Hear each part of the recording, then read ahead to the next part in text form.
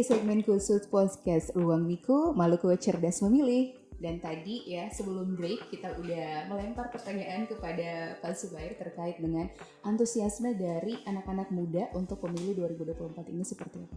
Ya, Bawaslu Provinsi Maluku dan Bawaslu seluruh Indonesia memberikan perhatian yang serius kepada Gen Z atau pemilih pemula kalau kami menyebutnya. Kenapa? Pertama dari sisi kuantitas, jumlah pemilih pemula hari ini kan sangat signifikan.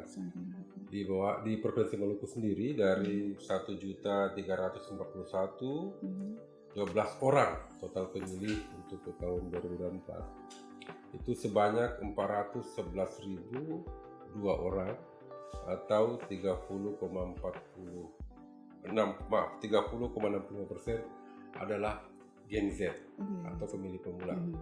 Jika ditambahkan dengan generasi milenial itu jumlahnya sampai 60%. Apakah ada treatment khusus nih yang diberikan oleh pihak Bawaslu dalam hal ini untuk menarik minat ataupun juga memberikan pelatihan terkait dengan bagaimana cara menentukan pilihan nih terhadap kepala daerah maupun juga presiden nantinya? Iya, maksud saya tadi kan dari sisi kuantitas ya, karena itu kemudian kita memberikan perhatian khusus. Sebenarnya tujuan kita generasi muda ini bukan hanya menjadi pemilih yang cerdas, tapi menjadi agen dari pengawasan partisipatif.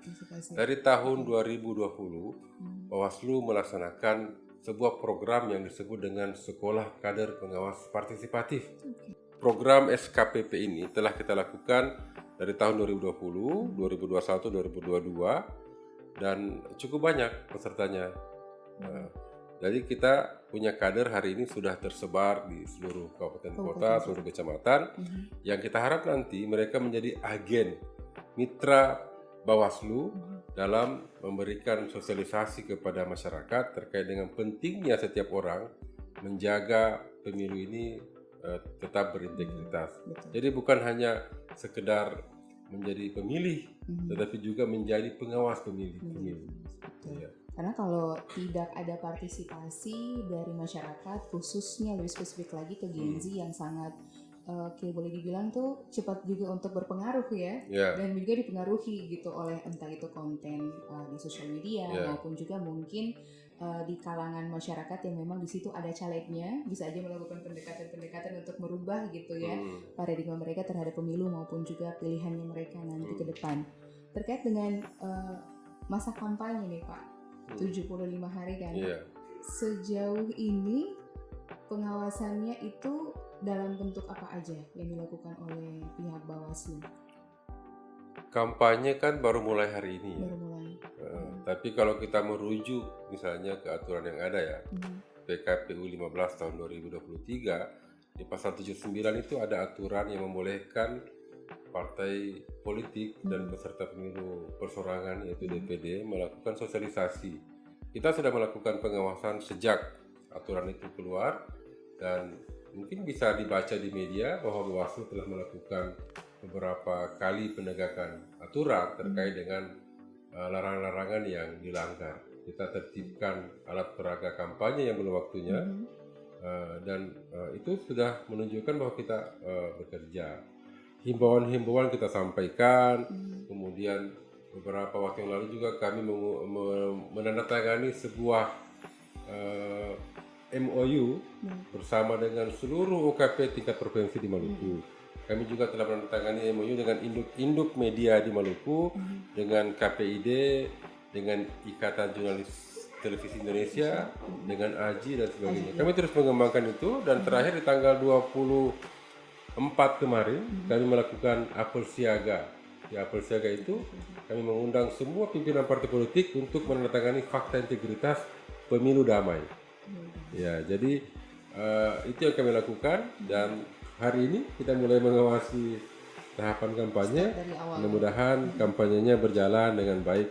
Bagi Bawaslu, kampanye ini adalah ruang terbuka bagi semua peserta pemilu untuk mempengaruhi pemilih. Dan ruang terbuka ini harus dijaga supaya tetap adil, ya, tanpa pelanggaran, tanpa penyebaran berita hoax, tanpa ancaman-ancaman dan sebagainya yang merusak integritas pemilih. Betul. Kalau terkait dengan masa kampanye dan fakta integritas tadi yang sudah Bapak sampaikan, ada satu berita yang menarik beberapa minggu yang lalu bahwa ternyata sudah diizinkan nih untuk membolehkan parpol maupun juga caleg tertentu untuk mengadakan kampanye di kampus. Ya, Apakah itu benar? ya. Jadi berdasarkan pada putusan MK 65 tahun 2023, kampanye di tempat pendidikan itu dibolehkan. Dibolehkan, ya. Lalu kemudian KPU merubah PKPU 15 yang saya sebutkan tadi dengan PKPU 20 tahun 2023 yang intinya membolehkan kampanye di kampus. Ya, tapi ada 2 persyaratan. Oke, do and don'ts-nya apa aja nih? Yang pertama, kampanye di kampus itu dibolehkan jika diizinkan atau diberikan izin oleh penanggung jawabnya. Bahkan dalam bahasa yang lebih spesifik, jika diundang oleh penanggung jawab dari kampus atau rektor dan sebagainya. Yang kedua, kampanye di kampus itu tidak bisa atau tidak boleh menghadirkan atribut peserta pemilu. Seperti apa? Misalnya bendera, baliho, stiker, dan bahan-bahan kampanye lainnya. Ya. Percakapannya seru sekali. Ada banyak juga beberapa pertanyaan yang bakal dijawab oleh Ketua Bawaslu. Bakal kita lanjutin lagi setelah yang satu ini.